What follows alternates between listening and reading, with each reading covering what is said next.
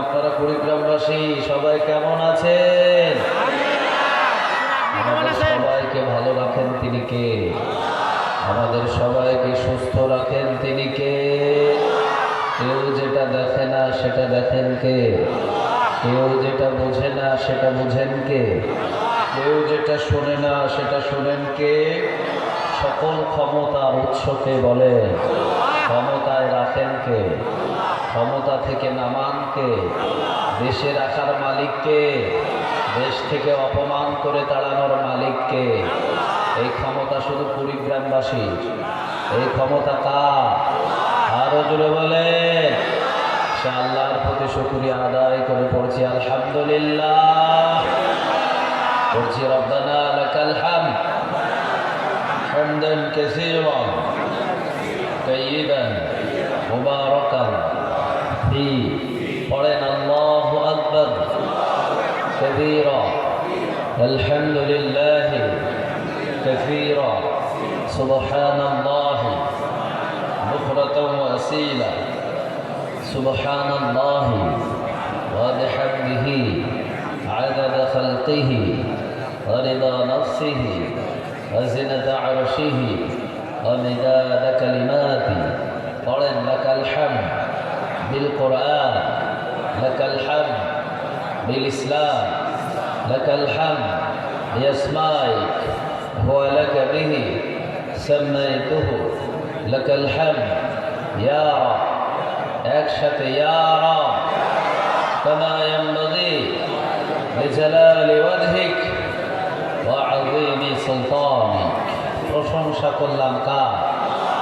আমরা সব জায়গায় প্রশংসাগুলো করব কার? খাওয়ার শুরুতে কার? খাওয়ার শেষে কার? ঘুমাইতে গেলে কার? ঘুম থেকে যখন জাগি তখন কার? রাস্তাঘাটে চলার সময় কার? আমরা হুকুম পালন করব কার? সবাই বললেন না?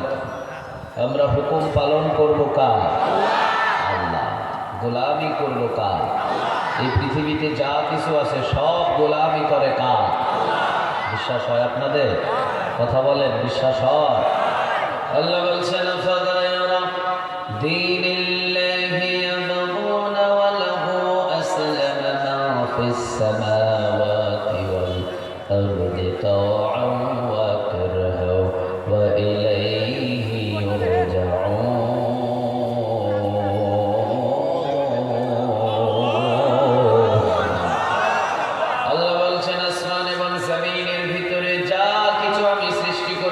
সব কিছু ইচ্ছায় অনিচ্ছায় গোলামি করে কার?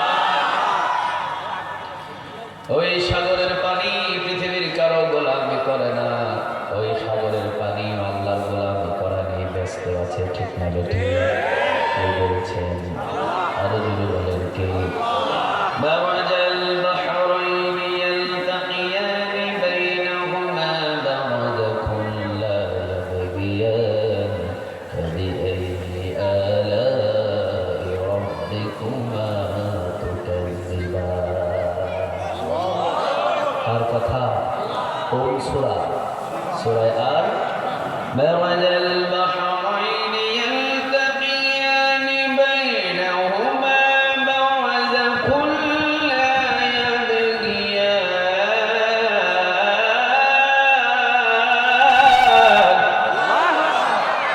مرج البحرين يلتقيان بينهما برزخ لا يبغيان।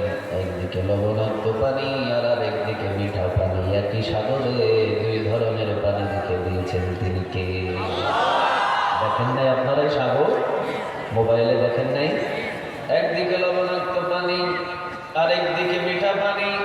লবণাক্ত পানি মিঠা পানির ভিতরে যেতে পারে না, মিঠা পানি লবণাক্ত পানির ভিতরে যেতে পারে না। ঠিক না বেঠিক? মাঝখানে ওয়াল আছে, কোনো পার্টিশন, কোনো আলাদা করার জন্য কোনো ব্যবস্থা নাই। আল্লাহ বলছেন মারাজাল বাহরাইন ইয়ালতাকিয়ান বাইনাহুমা বারাযাকুন লা ইয়াবগিয়ান।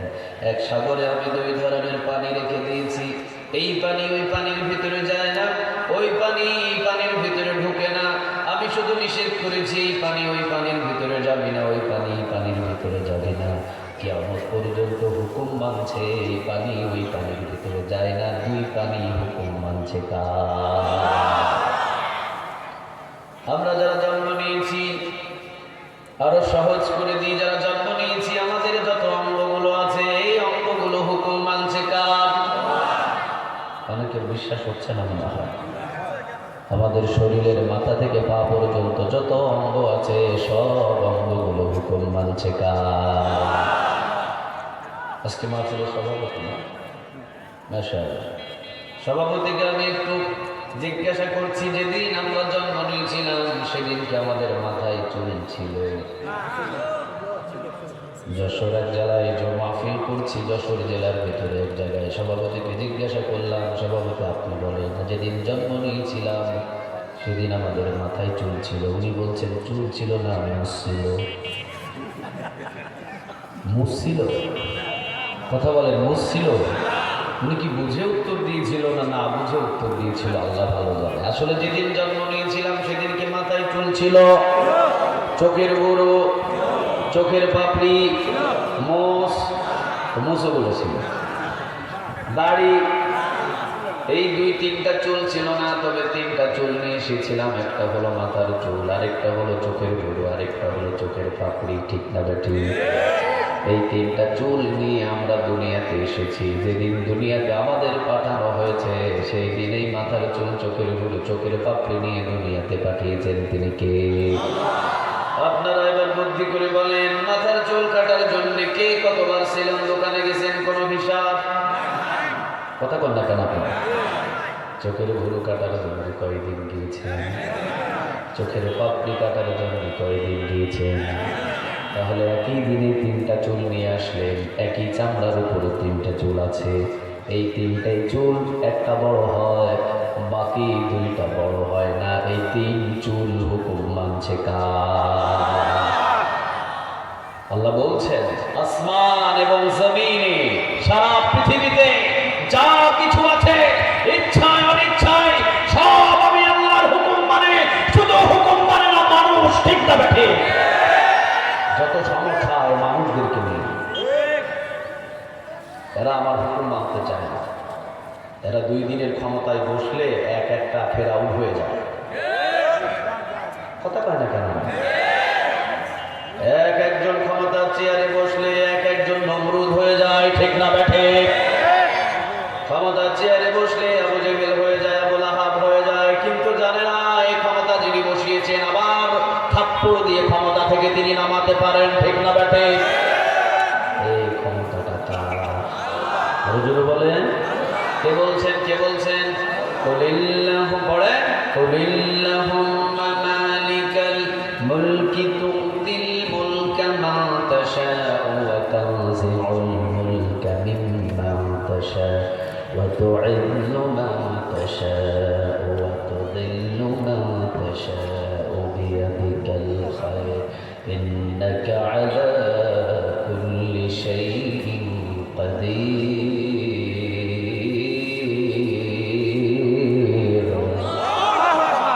কুলিল্লাহুম্মা মালিকাল মুলক তুতিল মুলকা মান তাশাউ ওয়া তানজিউল মুলকা মিম্মান তাশাউ। আল্লাহ নিজেই ক্ষমতার চেয়ারে বসায়, আবার যখন ক্ষমতার চেয়ারে বসে ওমরের মতো ইনসাফওয়ালা হয়, আমি দিনের পর দিন তাকে মদত দান করি। আর ক্ষমতার চেয়ারে বসার পরে যখন ফেরাউন হয়ে যায়, আমি থাপ্পড় দিয়ে বাংলাদেশ থেকে বিদায় করি। আসতে বলেন ঠিক? আল্লাহ বলছেন আমি ক্ষমতা দিই, আবার আমি ক্ষমতা থেকে নামাই। বাংলাদেশের সমন্বয়ক ছাত্ররা শুধু জীবন দিয়েছে, তারা আন্দোলন করেছে, তারা কিন্তু বাংলাদেশ থেকে স্বৈরাচারকে বিদায় করতে পারেন নাই। বিদায় করেছেন তিনি কে? সমন্বয়ক ছাত্রদের চাহিদা শুধু এতটুকু ছিল, আপনি পদত্যাগ করেন না কেন? আপনি ওদের চাহিদা কি ছিল? কথা বলেন, কি দেন? পদত্যাগ। ওদের চাহিদা ছিল পদত্যাগ। আপনি বাংলাদেশেই থাকেন, অসুবিধা নাই, কিন্তু এই বাংলাদেশ আপনাকে চালানোর জন্য আর প্রধানমন্ত্রী দেখতে চায় না। আপনি পদত্যাগ করে ক্ষমতা থেকে নেমে যান, অসুবিধা নাই। আল্লাহ বলছেন না রে বোকা, 17টা বছর যেই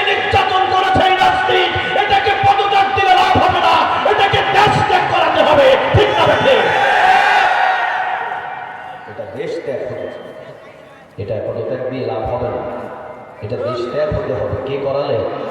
আরো জোরে বলেন। কিভাবে করালেন? যাওয়ার আগে উনি বলছেন আমি একটু খাবার খেয়ে নিই। বলছেন আপনি দিল্লিতে গিয়ে খাইবেন, এখানে খাওয়ার সুযোগ নাই। তাহলে আমি একটু মিডিয়ার ভিতরে শেষ বক্তব্যটা দিয়ে যাই। বলছেন আপা একটা মিডিয়াও নাই, সবাই পালাচ্ছে। আপনি কার সামনে কথা বলবেন? মিডিয়াই নেই। তাহলে আমাকে 2টা ঘন্টা সময় দাও, সেনাবাহিনীর বর্ডার সবগুলো নিয়ে এসো, 2 ঘন্টা সময় দাও, বাবার কবরটা জিয়ারত করে অন্তত যায়। বলছেন যা চাপ শুরু হয়েছে, বাবার কবর জিয়ারত করতে গিয়ে নিজেই কবরে পড়ে যেতে পারে। বাবার কবর জিয়ারত করে আসার মনে সুযোগ আপনি পাবেন না, ওখানে আপনাকে দাফন করে ফেলবে। তাহলে কি করতে হবে? তাড়াতাড়ি উঠে যান, কোনো ব্যাগ গোছানোর সময় নাই। 18 রকমের আইটেমের খাবার রান্না করেছে, খাইলে ছাত্ররা, নিজে খাওয়ারও সুযোগ পায়। আরো জোরে বলেন পায়। খাবার না খেয়ে পিছনের দরজা দিয়ে চুলের মতো পালাতে হয়েছে, ঠিক না বেঠিক? কার আইন ছিল, কার হুকুম ছিল? আরো জোরে বলেন কার?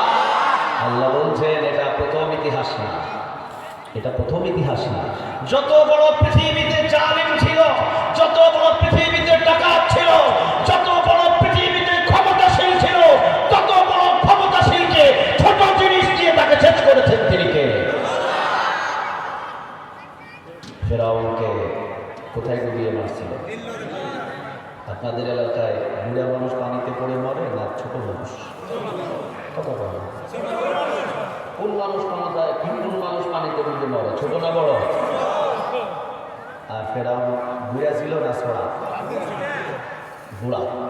তাহলে হেডারে বুড়ারে পানিতে যোগ ডুবায় মারবে কে? আল্লাহ বোঝালেন ছোট মানুষ পানিতে ডুবে মারা যায়, আমি একে পানিতে ডুবিয়ে মারছি পৃথিবী যাতে সাক্ষী থাকে যে পানি হুকুম আমার মানছিল, ঠিক না বেঠিক? আজ পর্যন্ত আপনাদের এই কুড়িগ্রামে কোনোদিন শুনেছেন মশার কামড়ে মানুষ মারা গেছে? কথা কম কথা। আমাদের ন্যাংরা মশা। কি মশা? ল্যাংড়া মশা। ল্যাংড়া মশার কামড়ে মানুষ মারা গেছে এই কুড়িগ্রামে একটাও নাই রিপোর্ট, ঠিক না বেঠিক? যার সামনে হাজার হাজার সৈন্যবাহিনী, পিছনে পিছনে হাজার হাজার সৈন্যবাহিনী, এই নমরুদকে মশার কামড় দিয়ে, তাও প্রতিবন্ধী এক পা নাই, মশার কামড় দিয়ে দুনিয়া থেকে জুতা পিটা করে বিদায় করলেন তিনি কে? আল্লাহ বলছেন নমরুদ কই তুই সৈন্যবাহিনী? আমি তো একটা সৈন্যবাহিনী পাঠিয়েছি। কয়টা বলে? আরো জোরে বলেন। আমার সৈন্যবাহিনী শুধু একটা ছিল, সেটা ছিল আমার ল্যাংড়া মশা। এটাকেই তো তুই প্রাধান্য দিতে পারস না, এটাকেই তো তুই ক্ষমতা দেখাতে পারস না। তুই কিসের নেতা? কিসের তুই ক্ষমতা? শেষ হয়ে গেলেন, জুতা পিটা করলেন। কেমনে? প্রথমে জুতা পিটা হলো তার দারোয়ানের জুতা দিয়ে দারোয়ান পিটালেন, না হলো না, লাভ হলো না। সেনাপতিকে বললেন সেনাপতি তোমার জুতা একটু শক্ত আছে, তোমারটা দিয়ে পিটাও। সেনাপতির জুতা দিয়ে পিটালেন, লাভ হলো না। এবার নিজের খড়ম খুলে নিজের মাথায় নিজের খড়ম দিয়ে মারা শুরু করলেন। আপনাদের এলাকায় নিজের জুতা দিয়ে নিজের মাথায় যারা পিড়ায় তাদেরকে কি বলে? কথা বলে না, কি বলে? আল্লাহ বললেন আমার সাথে বেয়াদবি করেছিস, নিজের জুতা খুলে নিজের মাথায় পিড়াইয়া পাগল বানায়া পৃথিবী থেকে বিদায় করেছি। আল্লাহ বলছেন বাংলার জমিনের ভিতরে একটা বছর নয়, 2টা বছর নয়, 17টা বছর আনন্দের মাথায় রশি লাগাই লাগাই টেনে হিচড়ে বছরের পর বছর তারা নির্যাতন করেছে। তোর বাংলাদেশ থেকে থাকতে হবে, তোর মতো পৃথিবীর দরজা দিয়ে পালাতে হবে, ঠিক না বেঠে? আমি ছেড়ে দিলাম, পিছনের দরজা দিয়ে পালাতে হবে। ওনার যাওয়ার ব্যাপারে বাংলাদেশের ভিতরে একজন আলেম, যিনি 50 বছরের বেশি কোরআনের দাওয়াত দিয়েছিলেন, উনি ওনার পালানোর ব্যাপারে 13 বছর আগে উনি এক মাহফিলে বসে ভবিষ্যৎবাণী দিয়েছিলেন। আল্লাহর ওলি কারা? খালি চুলের ভিতরে জট লাগায় ঘুরলে আল্লাহর ওলি হওয়া যায়?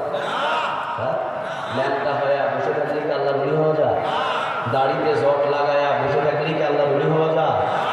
আল্লাহর ওলিতে 5টা গুণ লাগে। তার ভিতরে একটা গুণ হলো কিছু মানুষের চরিত্র দেখে বলে দিতে পারে এর ভবিষ্যৎ কি হতে পারে।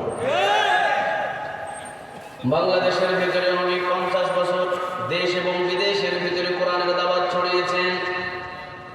কোন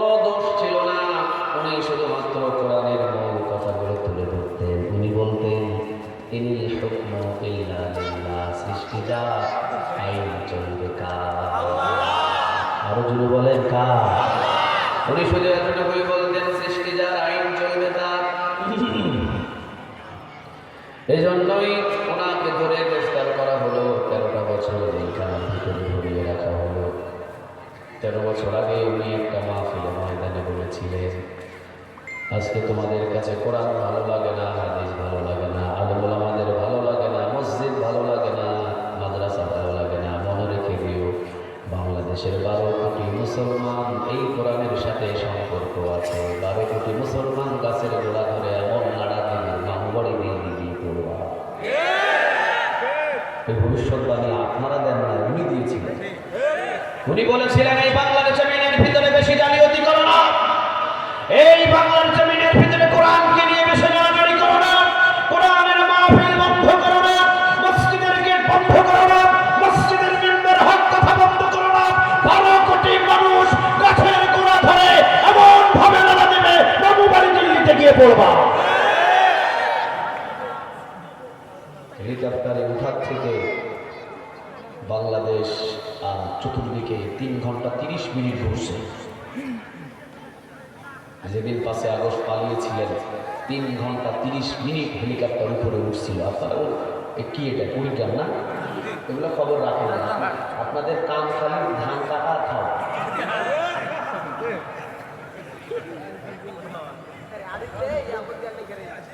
বাংলাদেশের সম্পদ কোথায় যাচ্ছে আপনারা তো বুঝেন না। বাংলাদেশের সম্পদ যদি বাংলাদেশে থাকতো, ওই রাস্তা কাঁচা থাকতো না। আপনাদের মাথা থেকে ট্যাক্সের টাকা ঠিকই নিয়ে যায়, কিন্তু নিয়ে গিয়ে স্বামী ওসমান বেগম পাড়ায় বাড়ি করে। কোথায় আওয়ামী লীগ, কোথায় কাদের কাকা, কোথায় গেল ওই জালেমের গরম গরম কথা? কোথায় আওয়ামী লীগ, কোথায় কাদের কাকা, কোথায় গেল ওই জালেমের গরম গরম কথা? খেলা হবে, খেলা হবে, খেলা হবে, ওই কাকা গেল পালায়া, সরাসর পালাইছে হে দেশটা ছাড়িয়া, সরাসর পালাইছে হে দেশটা ছাড়িয়া। ঠিক না বেঠে? উনি বলেছিলেন 12 কোটি মানুষ গাছের গোড়া ধরে এমন নাড়া দেবে, মামু বাড়ি দিল্লি গিয়ে পড়বা। কোথায় পড়েছিলেন? কথা বলে না, কোথায় পড়েছে? ভবিষ্যৎবাণী এমন কথা বলেছেন যা বাস্তবে পরিণত হয়েছে। ঠিক না বেঠিক? উনি আরো বলেছিলেন, আজকে যে পুলিশদেরকে বন্ধু বানায়া মানুষদেরকে ধরাও পিড়াও, এমন একদিন আসবে এই পুলিশই আওয়ামী লীগকে ধরে পাশায় পিড়াবে। কারা ধরে পাশায় পিটাচ্ছে? কথা বলেন। সব পরিবর্তন আমরা করতে পারি না, পরিবর্তন করার ক্ষমতা কে রাখেন? আরো জোরে বলেন কে? এই জন্য আল্লাহ রাব্বুল আলামিন নিজেই বলছেন, আমি ক্ষমতায় বসাই, আবার আমি ক্ষমতা থেকে লাথি দিয়ে নামাই। বাংলাদেশের ছাত্র দল তোমরা শুধু ওসিলা ছিলা, কিন্তু এই স্বৈরাচারকে ক্ষমতা থেকে নামাইছেন একজন, তিনি কে? তবে আপনারা কুড়িগ্রামবাসী, রংপুরবাসী বীর পুরুষ। বাংলাদেশের জন্য তাজা রক্ত কিভাবে ঢালতে হয় রংপুর বিভাগের মানুষ ভালো জানেন। আপনারা আগে রক্ত দিয়েছেন এই বাংলার জমিনে, মনে হয় এই ওসিলায় বাংলার জমিনকে স্বৈরাচারী মুক্ত বানাইছে তিনি কে? এই জন্য আল্লাহ বলছেন, আসমান এবং জমিনে যা কিছু আছে সব কিছু আমার হুকুম মানে। হুকুম মানে না একটা প্রাণী, নাম কি? আরো জুড়ে বলেন। মানুষ, এই মানুষকে নিয়ে সব হলো সমস্যা। আর এই মানুষকে আল্লাহর হুকুম পালনের জন্য হাজার হাজার নবী দুনিয়াতে পাঠাইছেন, তিনি কে? আবার এই গ্রন্থ কোরআন, কোরআনুল কারীম, কোরআনটাকে আমাদের কাছে আল্লাহর হুকুম মানার জন্য পাঠাইছেন, তিনি কে? আল্লাহ বলছেন এই কোরআনের ভিতরে 114টা সূরা। কয়টা বলেন? আর একটু জোরে বলেন। 114টা সূরা। এই 114টা সূরা দিয়ে আমি আল্লাহ রাব্বুল আলামিন পৃথিবীতে মানুষদেরকে আমার হুকুম পালনের জন্য সৃষ্টি করে দুনিয়াতে ছেড়ে দিলাম। এই কোরআন মানবে আর কোরআন দিয়ে তারা দেশ চালাবে। কোরআন দিয়ে দেশ চলুক কে কে চান? দেখি হাত তুলে দেখি। লিল্লাহি তাকবীর, লিল্লাহি তাকবীর, নারে তাকবীর।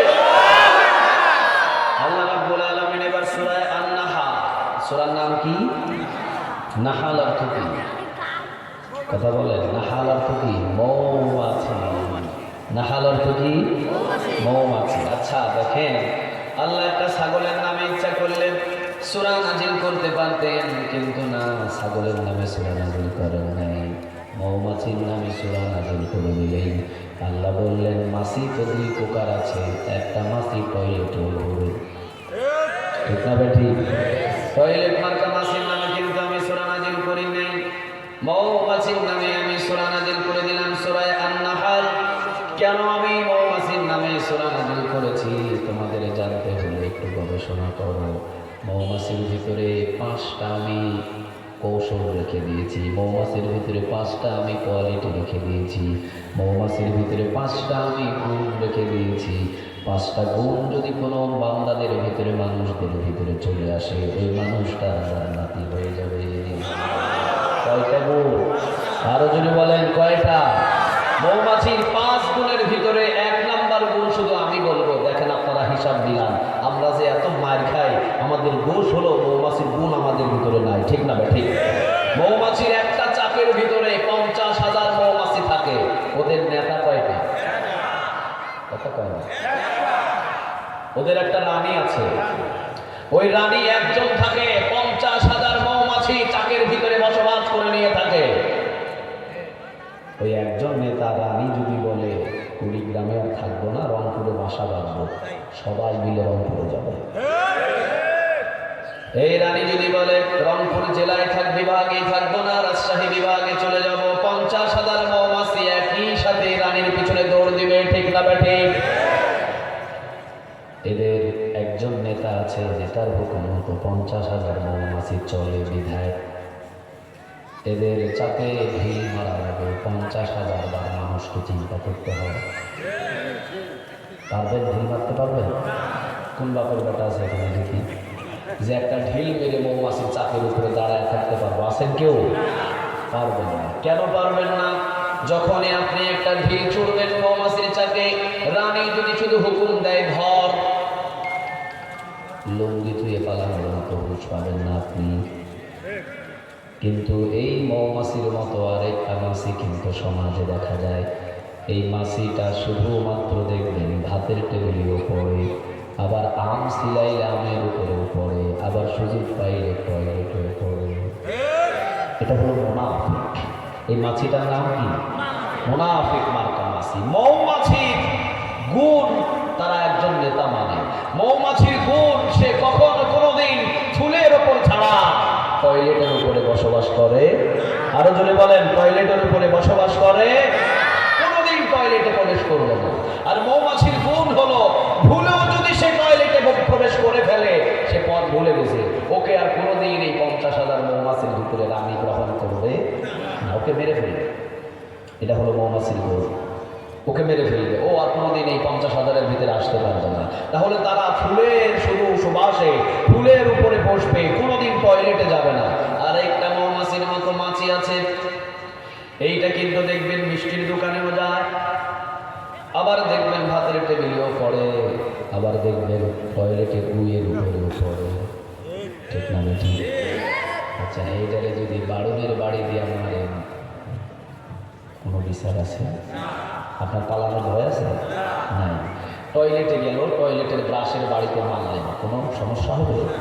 মিষ্টির দোকানে গেল, মিষ্টির যে ডাবু দিয়ে উঠায়, ডাবু দিয়ে বাড়ি মেরা দুটা মেরা ফেললেন, কোনো প্রতিবাদ হবে? বিচার হবে? আর মৌমাছির চাকে যদি একটা ঢিল মারেন, কথা বলেন, থাকতে পারবেন ওখানে? আল্লাহ বলছেন মৌমাছি থেকে, মৌমাছির ঘুম থেকে সবাই ঘুমটাকে হাসিল করে নাও। সারা বিশ্বের সমস্ত মুসলমানদের যদি একজন নেতা হয়, আর একজন নেতা যদি সমস্ত মুসলমানদেরকে নেতৃত্ব দেয়, আর যদি একজন নেতা অনুযায়ী সমস্ত মুসলমান এক কাতারে হাঁটে, বিশ্বের ভিতরে মুসলমানদের দিকে তাকিয়ে কোন নাস্তিকদের কথা বলার কোনো ক্ষমতা নাই, ঠিক না বেঠে? 57টা মুসলিম দেশ, কয়টা? কথা বলেন, কয়টা? 57টা মুসলিম দেশ। এই 57টা মুসলিম দেশের উপরে অনেকে একজন এক একভাবে আক্রমণ করে, কোনো ধরনের কোনো প্রতিবাদ নাই। ফিলিস্তিনের উপরে ইসরায়েল প্রতিনিয়ত আক্রমণ করছে, কোনো বিচার নাই, ঠিক না ঠিক? গাজার উপরে আক্রমণ করছে, কোনো বিচার নাই। সিরিয়ার উপরে কত আক্রমণ হলো, কোনো বিচার নাই। 57টা আমরা মুসলিম দেশ, 57টা মুসলিম দেশ যদি সবাই মিলে আমরা কাবার চত্বরে গিয়ে কাবা ঘরের ইমামকে আমরা বলতাম, কাবা ঘরের ইমাম আপনি হলেন আমাদের রানী, আপনি হলেন আমাদের নেতা, এই 57টা দেশ আমরা আপনার সাথে আছি, আপনি যেই দিকে বলবেন এই 57টা দেশের সেনাবাহিনী আমরা সেই দিকে ছুটব। কাবা ঘরের ইমাম যদি শুধুমাত্র বলে দিতেন ইসরায়েল সাবধান হয়ে যাও, 57টা মুসলিম দেশ আমরা একত্রিত হয়ে আছি মৌমাছির চাপের মতো, আর মৌমাছির চাপের মতো একজন রানী, সেটাই হলো আমি কাবা ঘরের ইমাম। আমি যা বলবো এই 57টা মুসলিম দেশ সেই দিকে যাবে। ইসরায়েল সাবধান হও, আর যদি ভুলেও একবার ফিলিস্তিনের উপরে কোনো আক্রমণ করো, সারা বিশ্বের ভিতর থেকে ফিলিস্তিন, সারা বিশ্বের ভিতর থেকে ইসরায়েল নামটা মানচিত্র থেকে হারায়া যাবে। এতটুকু বললেই ইসরায়েল পায়খানা করে দিত। আসতে বলেন ঠিক? এতটুকু বললেই আর ইসরায়েল মাথা তুলে তাড়ার মতো কোনো সাহস পেত। কিন্তু কি করলেন? 57টা মুসলিম দেশ আমরা মৌমাছির মতো গুণ নিতে পারি নাই, আমরা হয়েছি টয়লেট মার্কা মাছি। এই জন্য ইসকনের সদস্যরা কুপিয়ে কুপিয়ে চট্টগ্রামের সাইফুল ইসলাম আলিফকে হত্যা করেছে। কোনো বিচার বাংলাদেশে হয়? আরো যদি বলেন হয়। ভাতের টেবিলেও আমরা মার খাচ্ছি, টয়লেটের ভিতরেও মার খাচ্ছি, আবার মিষ্টির দোকানেও মার খাইতেছি। আমাদের কোনো বিচার? আসতে বলেন, আমাদের কোনো বিচার? বাংলাদেশে আমরা এক হতে পারি না।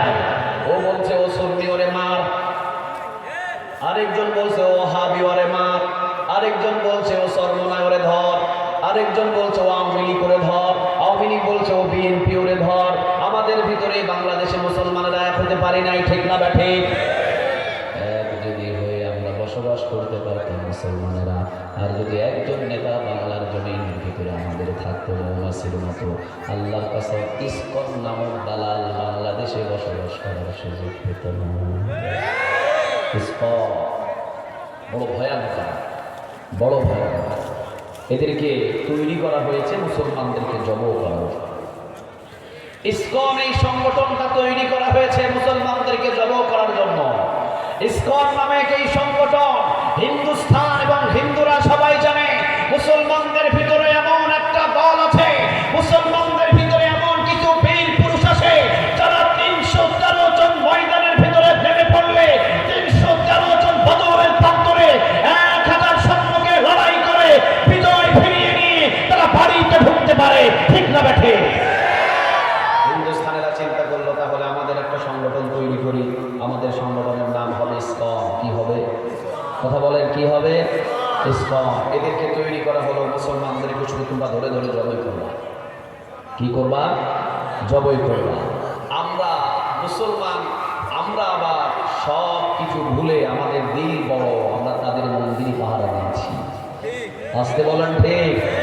আমরা তো শুধুমাত্র একটু হুঁশিয়ার করে দিতে চাই, আমরা তো হাতের ভিতরে তাদের বিরুদ্ধে তরবারি ধরি না, তরবারি ধরলে তো বাতাসেই উড়ে যাবে। কথা বল না কেন? আমরা এই বাংলার জমিনের ভিতরে করে অহংকার করে বলছি না, 98% মুসলমান আমরা এই বাংলার জমিনের ভিতরে বসবাস করছি। সাইফুল ইসলাম আলিফকে চট্টগ্রামের ভিতরে যেইভাবে কুপিয়ে হত্যা করেছে, আমরা যদি বাংলাদেশের 98% মুসলমান শুধু ময়দানে বাহির হয়ে লঙ্গি উল্টে যদি প্রস্রাব করে দিতাম, প্রস্রাবের ভেড়াই বাংলাদেশের হিন্দুস্তানের ইসকন হিন্দুস্তানে পালিয়ে যেতে বাধ্য হতো, ঠিক না বেঠে? আমরা কোনো অহংকার করি নাই, আমরা অহংকার করি নাই। আমরা তাদের মন্দির পাহারা দিয়ে বুঝিয়ে দিয়েছি আমরা তোদের শত্রু নই, আমরাই তোদের বন্ধু, ঠিক না ব্যাঠি?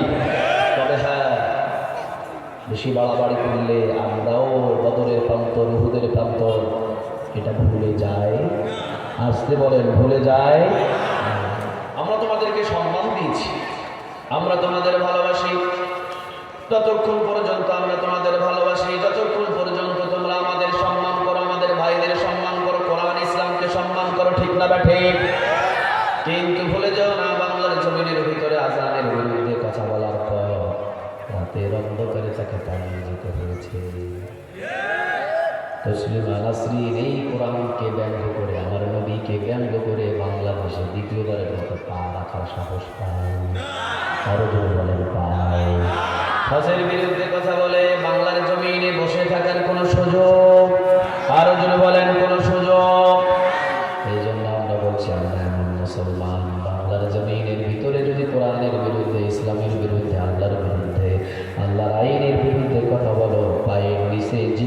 ফেলে টান দিয়ে ছিঁড়ে ফেলা হবে।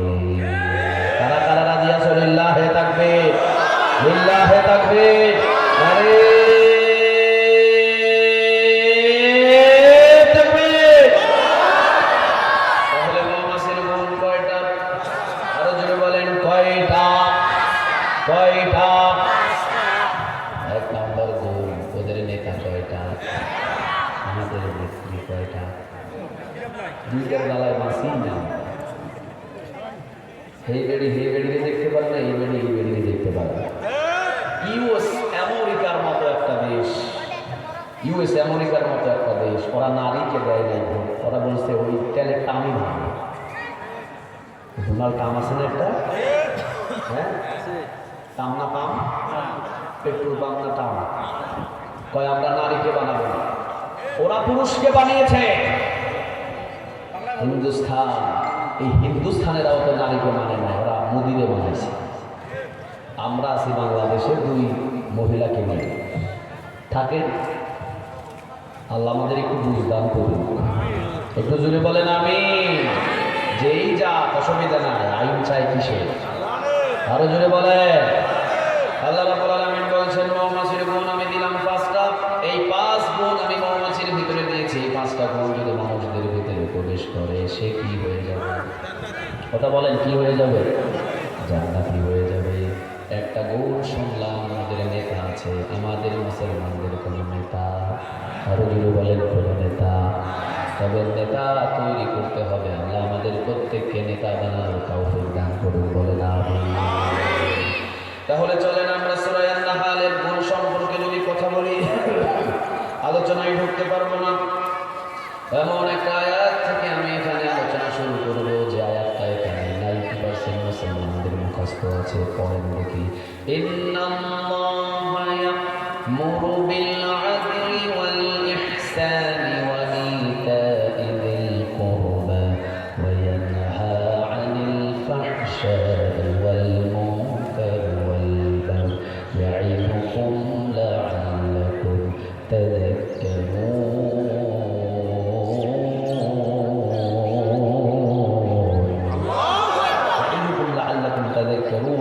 ফাযকুরুনি আযকুরুকুম ওয়াশকুরুনি ওয়ালা তাকফুরুন। কাতার সোজা করেন, মোবাইল বন্ধ করেন।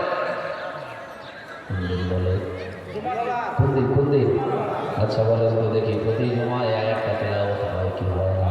আরো জোরে বলেন, হয় কি হয় না? আয়াত তেলাওয়াত হয়, কিন্তু এই আয়াতের তাফসীর হয় না। এই আয়াতের তাফসীর হয় না, কারণ এই আয়াতের তাফসীর করলে ওর ইমামতি থাকবে না। এই আয়াতের তাফসীরে 17 বছর কোনো ইমাম মনে হয় করেনি। যদি আয়াতের 17 বছর কেউ তাফসীর করতো, তোর ইমামতি চলে যেত। আমি 17 বছরের ভিতরে 5 আগস্টের আগের জুমায় আয়াতের তাফসীর করছিলাম। আমার 5 বছরের চাকরি এক বয়ানে শেষ। আমাকে পরে বয়ান করে ফোন দিয়ে বলছে, হুজুর আপনি আর আসেন না, আপনার আসার দরকার। 5 আগস্ট স্বাধীন হওয়ার পর আবার ওরা বলতেছে হুজুর আসে। তাহলে বোঝা যায় 5 আগস্টের আগে যারা ক্ষমতায় ছিল ওদের সাথে এই আয়াতের মিল কম না বেশি? আরো যদি বলেন, কম না বেশি? ইমাম সাহেবরা শুধুমাত্র আয়াতটা তেলাওয়াত করতেন সানি খুতবায় বা সালাম, কিন্তু আয়াতে কি বলা হচ্ছে মুসল্লিদের জানাতেন না। আসলে বলেন, জানানোর হক ছিল কি ছিল না? ছিল। চাকরি হারানোর ভয়ে হয়তো বলে নাই। যতদিন বলেন না, এতদিনে 17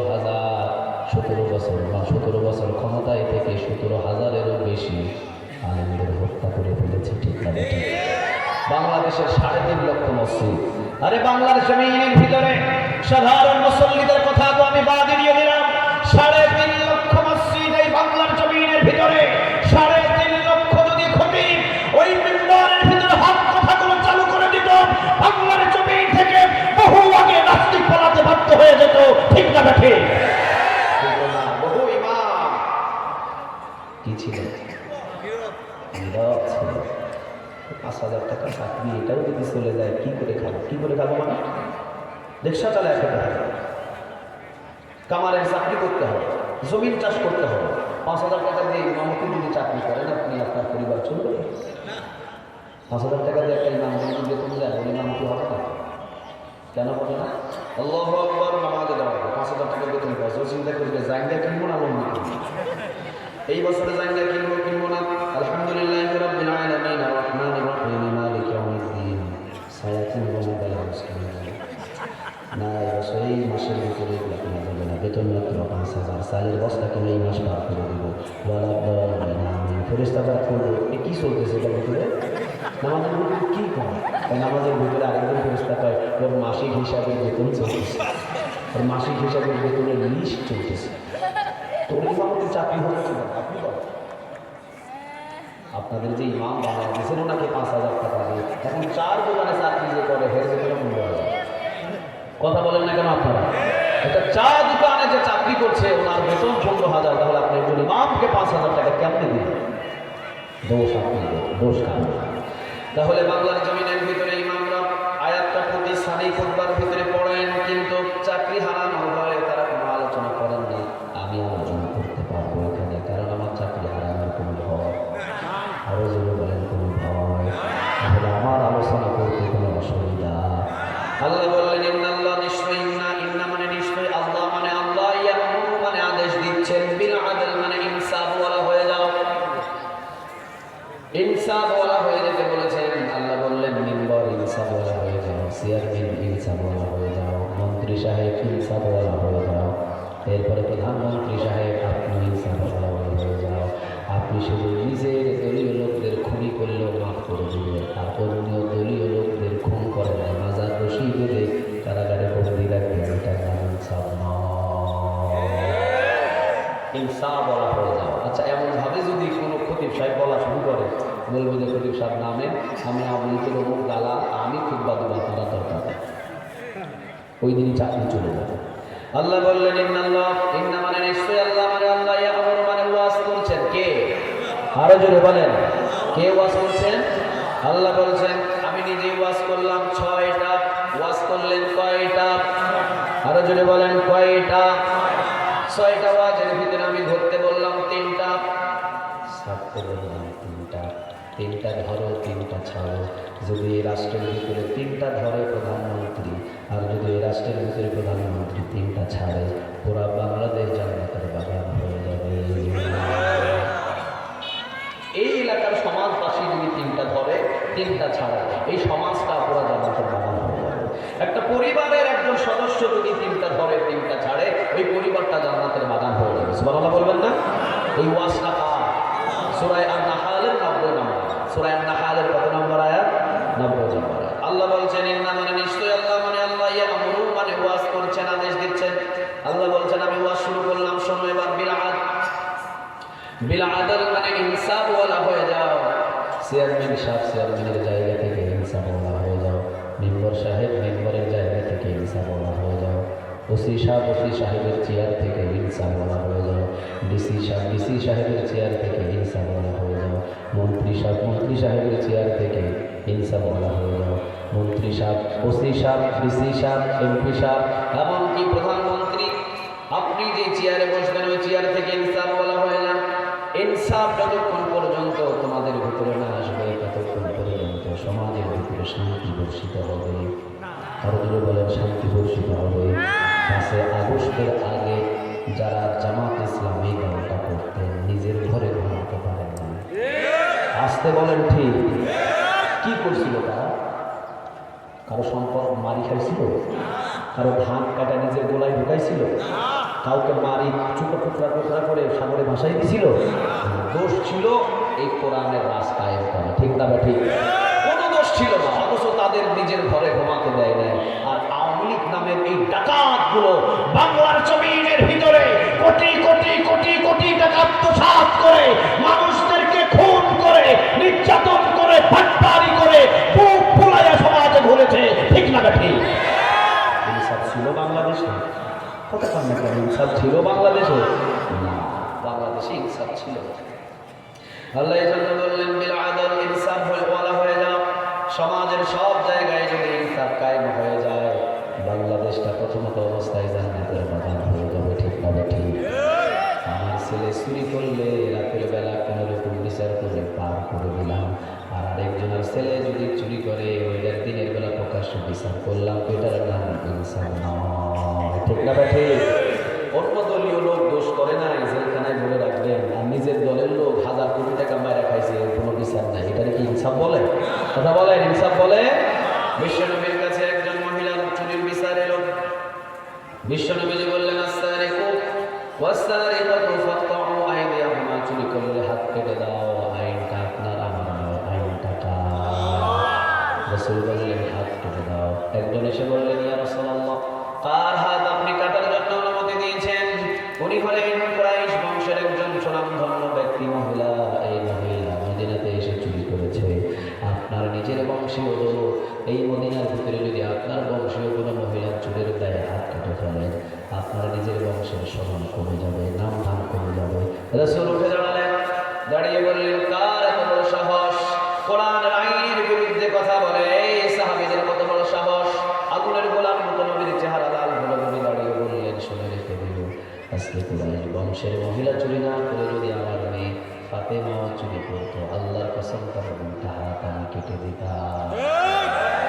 এটাকে বলে বিল আদল, এটাকে বলে ইনসাফ। সুবহানাল্লাহ বলবেন না? ওমর রাদিয়াল্লাহু তাআলা আনহু রাষ্ট্র পরিচালনা করেছেন। কেমন ছিল ইনসাফ? ওমর রাদিয়াল্লাহু তাআলা আনহু তিনি দাঁড়িয়ে আছেন, একটু বসলেন, চারাক বাতি তিনি নিজ হাতে জ্বালালেন। এরপরে রাষ্ট্রীয় কাজ করার জন্য রাতের বেলা তিনি লেখালেখি শুরু করলেন। তখন তো কারেন্টের কোনো বাতি ছিল না। চারাক বাতি ছিল না, কি বলে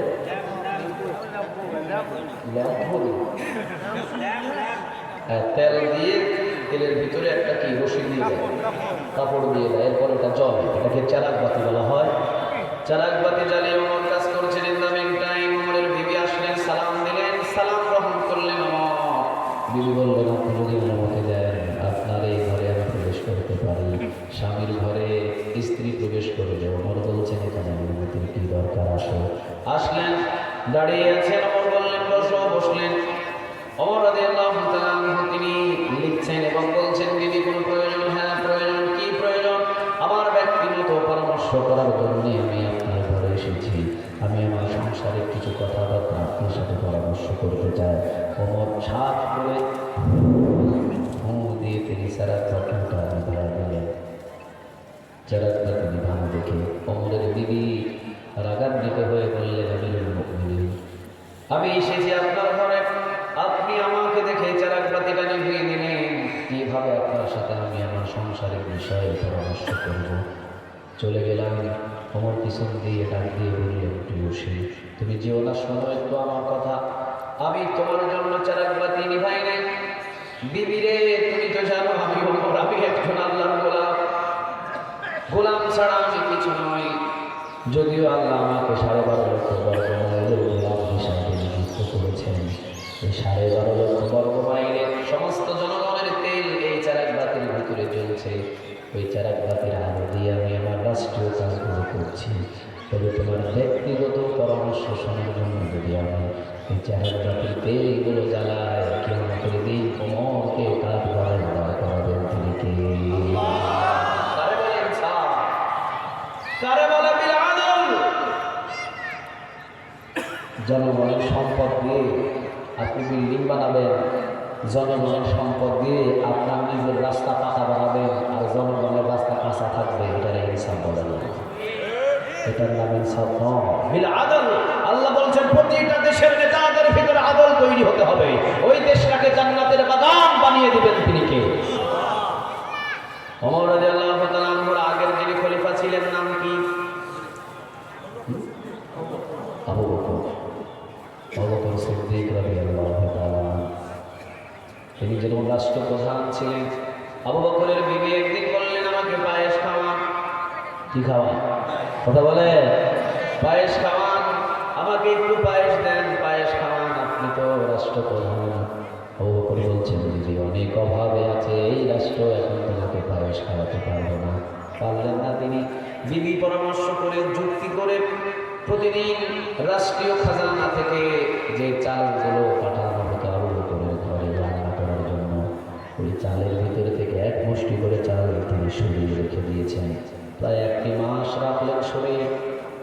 1 মাসে মানে 30 দিনে 30 মুষ্টি চাল রেখে দিলেন।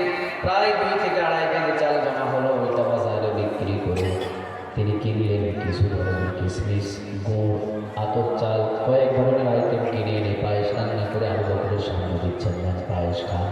আবু বকর সিদ্দিক রাদিয়াল্লাহু তাআলা আনহু বলছেন, দিদি পায়েস কোথায় থেকে পেলে তুমি? আমি এইরকম করে রাষ্ট্রীয় খাজানা থেকে যে চাল আসে প্রতিদিন এক মুষ্টি করে চাল উঠিয়ে রেখে জমা করে আমি এই পায়েসের আইটেমটা রান্না করেছি। আবু বকর বললেন, রাখো তোমার পায়েস, আমি একটু রাষ্ট্রীয় খাজানা থেকে ঘুরে আসি। সুবহানাল্লাহ নাই? যেখান থেকে আবু বকরের বাড়িতে রেশনের চাল আসতেন, ওই রেশনের অফিসে চলে গেলেন আবু বকর। ডাক দিলেন রেশনের অফিসের কর্মচারীকে, ডাক দিয়ে বললেন, আগামীকাল থেকে আমার ঘরে যেই চাল পাঠাবা ওই চালের বাটির ভিতর থেকে এক মুষ্টি করে চাল রাষ্ট্রীয় খাজানায় রেখে দিও। জিজ্ঞাসা করলেন, আবু বকর এতদিন তো কোনো এক মুষ্টি চাল উঠাতে বলেন নাই, আজকে কেন হঠাৎ করে কথা বলছেন? আবু বকর বললেন, শোনো রাষ্ট্রীয় খাজানার প্রহরী, আমি জানতাম না আমার বিবি এক মুষ্টি চাল ছাড়া আমার পরিবার চালাতে পারে। এক মুষ্টি চাল ছাড়া আমার পরিবার চালাতে পারে। কেন আমি রাষ্ট্র থেকে এক মুষ্টি চাল বাড়তি নেব? এই জন্য যে বিবি এক মুষ্টি চাল ছাড়াই আমার পরিবার চালাতে পারে, এই জন্য আমার পরিবারে আগামীকাল থেকে এক মুষ্টি চাল কম পাঠাবো। সুবহানাল্লাহ। কারে বলে ইনসাফ? নেতা কারে বলে? কাকে বলে নেতা? আজকে কোন নেতা পোস্টারের উপরে সিল মারতেছেন? যেই নেতা গুরুসোর, যেই নেতা টাকা চোর, গরু চোর, বাসুর চোর, এমনকি এলাকার সুন্দরী সুন্দরী নারীও চুরি করে, ঠিক না বেঠে? ওইটার পিছনে আপনারা করতেছেন। নেতা হিসাবে একজনকে মানব, তিনি মুহাম্মদ সাল্লাল্লাহু আলাইহি ওয়াসাল্লাম। নেতা তাকে মানবো যে কোরআন মানে, যে হাদিস মানে, যে রাসূল মানে, ঠিক না বেঠে? এমন নেতা ছাড়া ইনসাফের নেতা খুঁজে পাওয়া সম্ভব? আরো জোরে বলেন, সম্ভব? কারে বলে বিল আদল, কারে বলে ইনসাফ? নিজের ছেলে ওমরের আবু শাহামা ওর নাবিস খেয়েছিল। নাবিস চিনেন আপনারা? কয়েকটা বর্ণনা এসেছে, অনেক কয়েকটা হাদিসের ভিতরে বর্ণনা এসেছে, তবে গ্রহণযোগ্য যে বর্ণনা এসেছে, নাবিস খেয়েছিলেন ওমরের ছেলে আবু শাহামা। কিন্তু নাবিসটা খেতে হবে পরের দিন সকালে। খেজুরের ভিতরে একটু দুধ যদি ঢেলে দেন, সারা রাত রেখে দিলে এই দুধটা লাল হয়ে যাবে। খেজুরগুলো খাইতে হবে, দুধগুলো খাইতে হবে মিঠা, কিন্তু খাইতে হবে পরের দিন। পরের দিন না খেয়ে 3 দিন পরে খাইছে আবু শাহামা ওমরের ছেলে। এই নাবিস আর নাবিস ছিল না, এটা তারি হয়ে গেছে, আলকাহাল এসেছে, মাতলামি শুরু হয়েছে। ওমর ছট করে ধরে ফেললেন, ধরে বললেন, খাইছিস কি? নাবিস খেয়েছি বাবা। না, নাবিস খাস নাই, কি খাইছো সত্যি করে বল। নাবিস খেয়েছি। নাবিস খাইলে মাতলামি করস কেন? 3 দিন পর খাওয়া হয়েছে বাবা, এই জন্য একটু আলকাহাল চলে এসেছে। ওমর বললেন, 3 দিন পর খাইলি, এটা তো নাবিস নয়, এটা তারি। আর যারা মদ খায়, তারি খায়, তাদেরকে 80টা বেতের বাড়ি প্রকাশ্যে মারতে হবে 2.5 টাকা। কারে বলে ইনসাফ? কারে বলে বিল আদল? ছেলেদের ধরে নিয়ে এসে মসজিদের পিলারের সাথে শক্ত করে বেঁধে ওমর চলে গেলেন মসজিদে নববীতে। নামাজ শেষ করে বললেন, এই হাত আছে, হাত মানে বিচার আছে, সবাই দাঁড়াও, কেউ যায় না। সবাই বাহির হলেন। বাহির হয়ে দেখেন ওমরের ছেলে আবু শাহামা পিলারের সাথে বাঁধা। সবাই বলছেন, ওমরের ছেলে আবু শাহামা পিলারের সাথে বাঁধা কি হয়েছে? নাবিস খেয়েছে মানে তারি খেয়েছে, 80টা বেতের বাড়ি। অনেকেই বলছে ওমর 80টা মারবে না, ওমর মারবে না, 50টা মেরে ছেড়ে যে নিজের ছেলে তো। কেউ বলছেন 60টা মেরে ছেড়ে দেবে, কেউ বলছেন না না, ওমর তো ওমর, লাউকানা নবিয়্যুম মিন বা'দি লাউকানা ওমর, এটা ওমর তো সেই ওমর। নবী বলতেন, যদি আমি আমার কোনো সিরিয়াল থাকতো, আমার পরে কোনো নবী, তো ওমরকে নবী বানায় দিতেন। তিনি কে? ওমর তো সেই ওমর, যে ওমর রাদিয়াল্লাহু তাআলা আনহু যে রাস্তা দিয়ে যেতেন, শয়তান ভয়ে সেই রাস্তা দিয়ে যায় না। সুবহানাল্লাহ। পৃথিবীর ভিতরে আজকে মুসলমানদের একটা ওমরের মতো যদি নেতা থাকতো, বিশ্বের মুসলমানদের দিকে তাকিয়ে কথা বলার মতো পৃথিবীর কারো ক্ষমতা ছিল না। কয়জন ওমর লাগবে আমাদের? আরো জোরে বলেন, কয়জন? কেউ বলছেন 50টা মারবে, কেউ বলছেন না 60টা মারবে, কেউ বললেন না মারবে না, ছেড়ে দেবে। ওমর আসলেন, জল্লাদকে ডাকলেন আর বললেন, এই চাবুক নিয়ে আসো। চাবুক নিয়ে আসলেন, জল্লাদকে বললেন, 80 টাকা তেরে বাড়ি লাগাও। কয়টা? আরো যদি বলেন কয়টা? আবু শাহামা ছিলেন বেশি বড় নয়, হ্যাংলা পাতলা শরীর ছিলেন আবু শাহামা। অনেকে বললেন, ওমর আবু শাহামার শরীরে যদি 80 টাকা তেরে বাড়ি লাগান, আবু শাহামা বাঁচবে না। ওমর বলছেন, দোষ করেছে বড়, বাড়িও খেতে হবে বড়। লাগাও। ওয়াহিদ, ইথনাইন, 3, 4, 5 মারা শুরু করলেন। জল্লাদ